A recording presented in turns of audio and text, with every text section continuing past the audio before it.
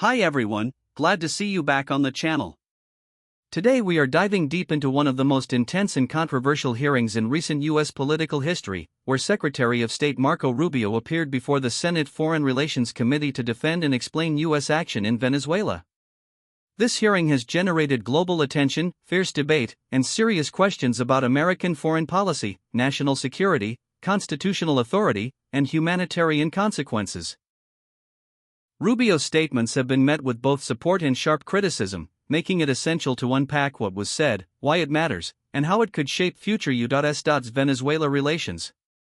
To set the stage, it's crucial that you understand the backdrop of this hearing. Earlier this year, U.S. forces carried out a highly controversial operation in Venezuela that resulted in the capture of Venezuelan President Nicolas Maduro and his wife.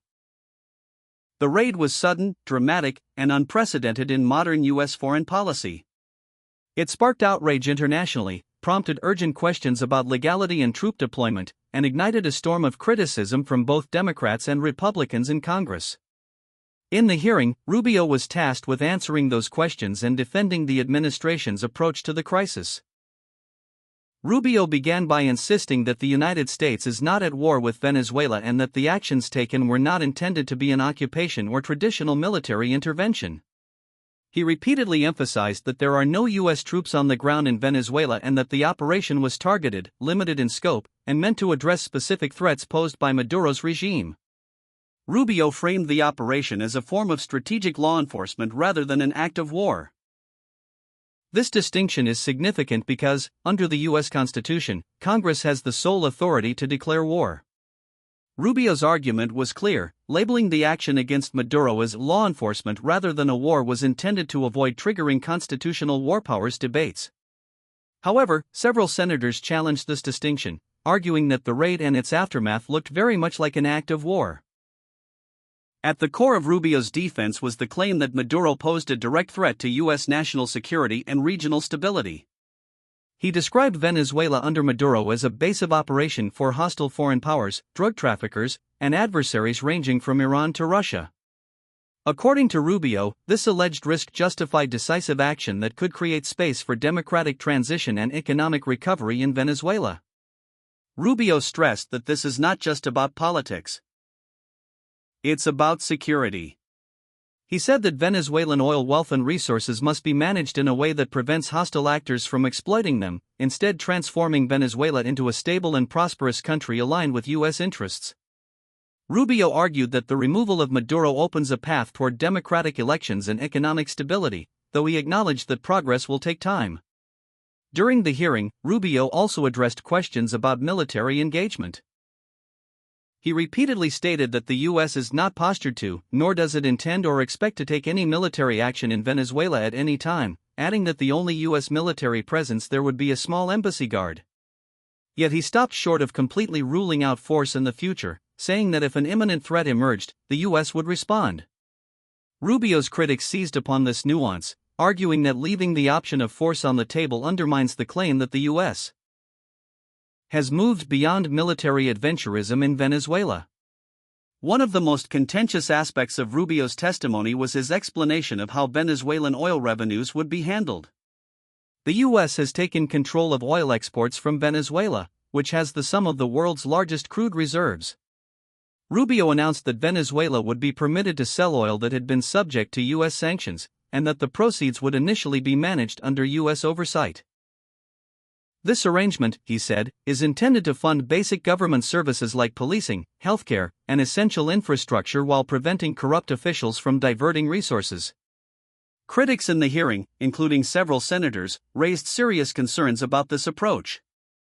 Some argued that controlling Venezuela's oil revenues essentially amounts to economic domination, and they worried that this could be perceived around the world as exploitation rather than assistance. Opponents also questioned whether the U.S. is acting in the best interests of the Venezuelan people or simply furthering its own geopolitical and economic goals. Senator Rand Paul, a vocal critic, pressed Rubio on whether the military action and blockade did not, in fact, resemble an act of war. Paul used a pointed analogy, asking whether the same actions by another country against the U.S. would be considered a declaration of war, highlighting the ethical and constitutional tension at play. Rubio defended the administration's characterization but acknowledged the complexity of the legal and moral questions surrounding the decision. Another critical point of debate was the Trump administration's involvement in shaping Venezuela's political future. Rubio argued that the goal is a democratic Venezuela where every sector of society is represented in free and fair elections. He stressed that this transition is neither quick nor guaranteed, but that it presents an opportunity that did not exist before. Rubio also made clear that the U.S. hopes to see an eventual restoration of full diplomatic relations, including reopening the U.S. Embassy in Caracas. This vision of a democratic, prosperous Venezuela figures heavily into Rubio's broader narrative of security and prosperity. He painted a picture of a nation that can rebuild, step away from corruption and authoritarian governance, and integrate more fully into the global economy. Rubio emphasized that this transition would benefit not just Venezuela but the entire Western Hemisphere by reducing threats, stabilizing markets, and strengthening regional alliances. However, not all senators were convinced that Rubio's assurances add up. Some raised concerns that by seizing control of economic levers like oil revenues, the U.S. risks being seen as an occupying power or neocolonial force. Others worried that the humanitarian situation in Venezuela, already dire before the raid, could worsen if power vacuums and governance challenges are not addressed with real support rather than rhetoric. Throughout the hearing, voices from both sides of the aisle expressed unease with how much strategic authority the executive branch has assumed without explicit congressional approval.